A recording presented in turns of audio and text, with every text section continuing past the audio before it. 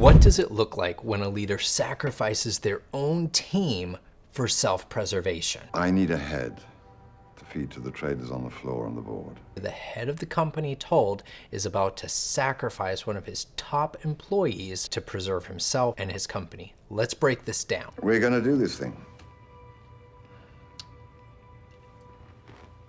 Okay. It's going to be tight. Is Sam on board? Not yet.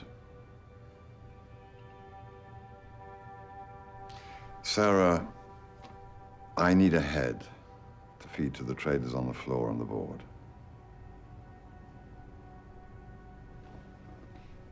Is it me or Cohen?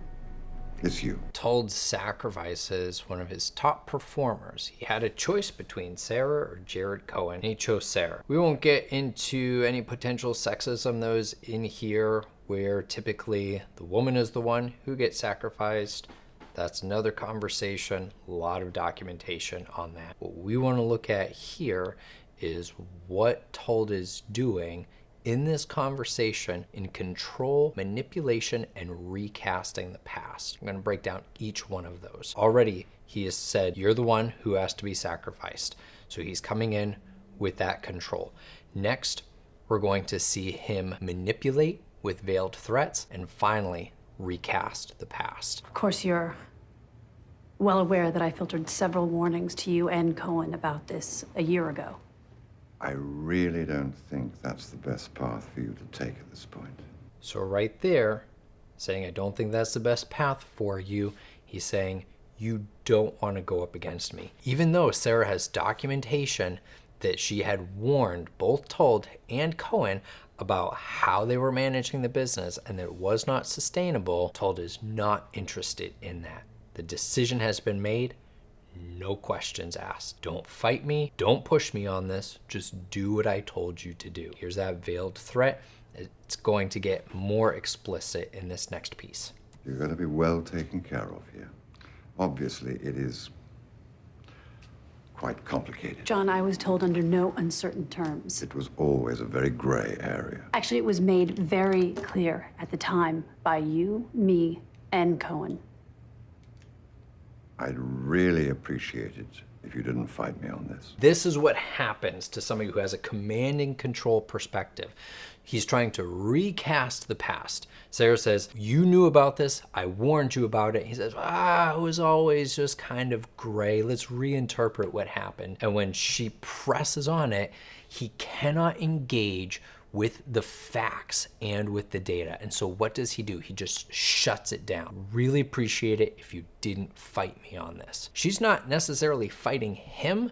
She is presenting the facts and truth. Now, we had a previous episode in all of the self-preservation that is happening in this company. There's a lot of leadership dysfunction that is going on here. In this moment, what Sarah is trying to do, still self-preservation, but she is bringing out the facts. And Told cannot engage with them because he does not have that leadership acumen to be able to address this conversation intelligently. And so he just shuts it down, says, don't fight me on this. Just do what I told you to do. We all fucked this one up pretty good. Yes. That is that manipulative and coercive control where he says, yeah, we all messed this up. And she's like, sure, we did. In an earlier video, I showed how Told had put himself at the top of the hierarchy, saying it's my job to be able to guess what the market is going to do and to make that call. Well, he guessed and he guessed wrong. So you know what a good leader does? They take ownership for that and say, hey, I screwed up. Gene Kranz, incredible example of that. Lieutenant Winter, incredible example of that. There are leaders who stand up and say, hey, the buck stops here.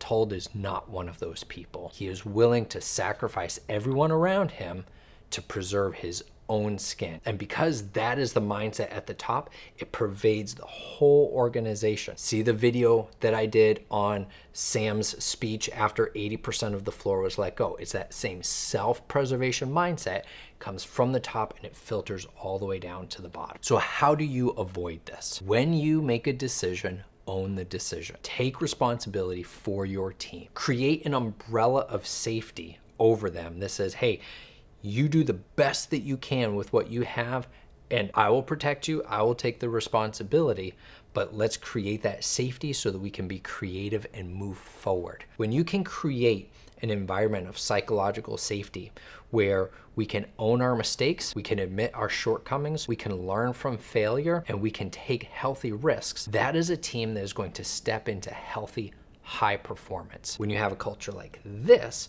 that is constantly looking over their shoulder, everyone out for themselves, it creates a toxic, hostile environment that is going to eventually implode.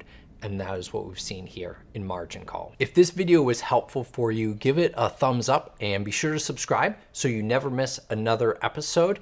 If you have a TV or movie character that you would like me to analyze their leadership, drop that in the comments below. This series on Margin Call came from your recommendations in the comments, so please keep those coming. Until next time, take care.